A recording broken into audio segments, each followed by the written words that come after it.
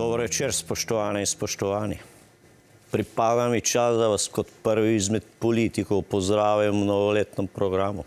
Ostali bodo prišli na vrsto šele proti koncu oddaje, ker se morajo naučiti, kako se posloviti. Torej, kaj povedati o letu, ki prihaja?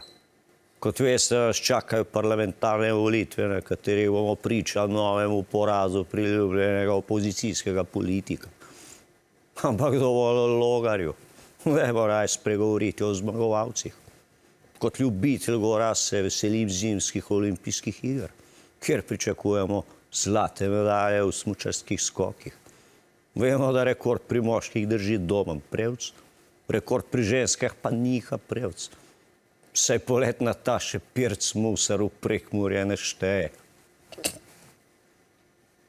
Žal pa Slovenije ne bomo videli na preostalih dveh največjih dogodkih leta, na Evroviziji in na svetovnem prvenstvu v nogometu. Nastopu na enem smo se odpovedali brez prave borbe, drugi pa je Evrovizija. Torej, kaj s temi volitvami? Zakaj so vsake 4 leta? Slovenci gremo na volitve redkeje, ko gremo s frizerju. Zato pa smo tam, kjer smo. V zadnjih 4 letih so se dvignile cene praktično vseh življenjskih dobrin. Edina številka, ki je vsak dan manjša, je podpora vladi. Mislim, danes jasno vidimo, kam so nas pripeljali novi obrazi. Ljudje so na ulicah in skupaj odštevajo do konca mandata.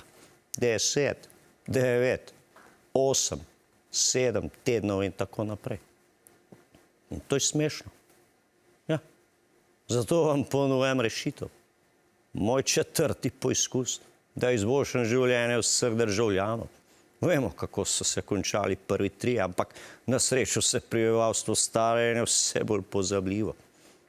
Upam, da se veselite volitev tako kot jaz. Škoda je samo, da Pahor ni več član SD-ja. Zdaj, ko reklamira kufre, bi jim lahko pomagal spakirati. Upam, da bo življenje po volitvah spet takšno, kot je bilo nekoč. Preprosto, prijetno in kontrolirano s strani države.